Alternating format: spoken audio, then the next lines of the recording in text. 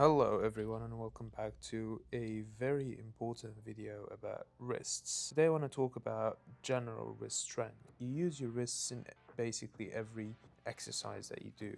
I want to talk about how to prepare it for different exercises and how to target different strength elements. And that, by the way, applies to all muscles, not just the wrists. I'm going to narrow it down for the wrists. The first element I want to talk about is stretching.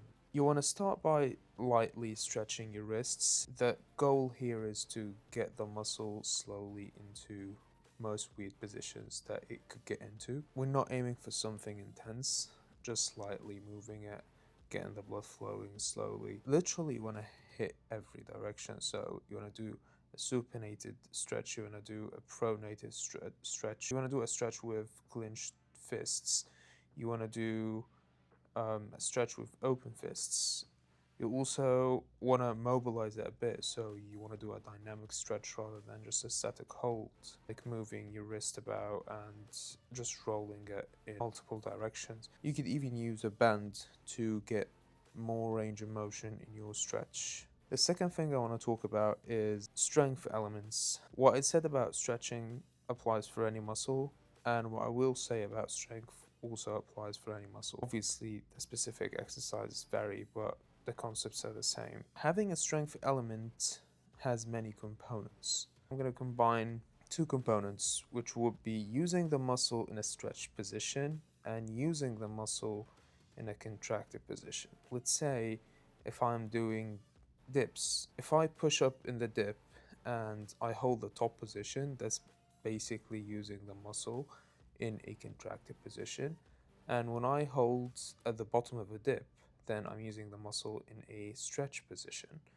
Both of them are very important because you don't want yourself to be stronger in one position and the other one not, because eventually it will show up once you start adding weight or once you start adding reps or when you get fatigued. Your muscle is going to get injured in the weaker position, and that's just inevitable. Even if you are strong enough to sustain it for a long time, it will happen once it builds up. So to go back to wrists, that means the stretch position will be the supinated position. So when you twist your biceps out and your palms are pointing backwards and you lean into the stretch, you start pushing yourself off the floor, then that would be using the muscle in the stretch position. And when you pronate your wrists, that would be using the muscle in the contracted position. So you could say push yourself off from that position. And to further enhance the focus on the wrists, keep your elbows straight, keep everything straight and nothing moves but your wrists. Now, a second part or a second component of the strength element would be tendon strength. Isometrics do two things.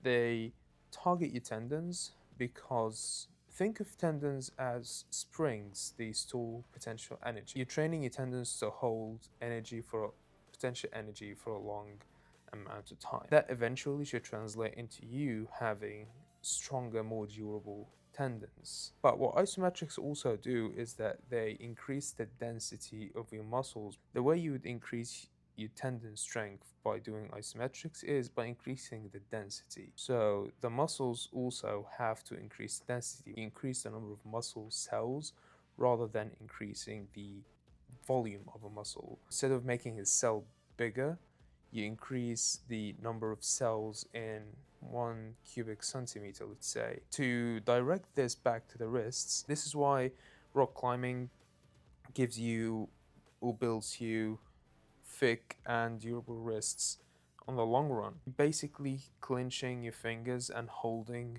onto boulders or rocks or whatever for an extended amount of time. But you can also do stuff like just holding a supinated position or a pronated position on the floor. You could hold a push-up position on the tip of your fingers. You could do it in the other way, and you could play about with this. Another element would be explosive strength. So once we've hit the tendon strength, which will be teaching your tendons how to store energy and increasing your muscle density accordingly, the explosive strength part is teaching your muscles to output that potential energy very quickly. Let's say you're pushing off the tip of your fingers, you push up explosively, then you lower down slowly. So you've held the isometric position, you've hit the explosive strength, and you're going through a motion, so you're hitting your muscles. When you do this in a supinated position or a pronated position, you also hit the different positions of a muscle. And the final thing I want to talk about is volume strength. Volume strength refers to basically more on the side of weightlifting, number of muscle cells. You don't want to neglect it, so with time you want to start increasing the weight. So if you do it in a half push-up position or a kneeling position, you want to start doing in a full push-up position. You've increased the weight when you push off with your fingers. You want to be able to progress, and ultimately you've hit all the components of a strength. Hit the different positions of a muscle, and that's what I have for today. Please let me know in the comments if you want to talk about something specific, and I will see you in the next video.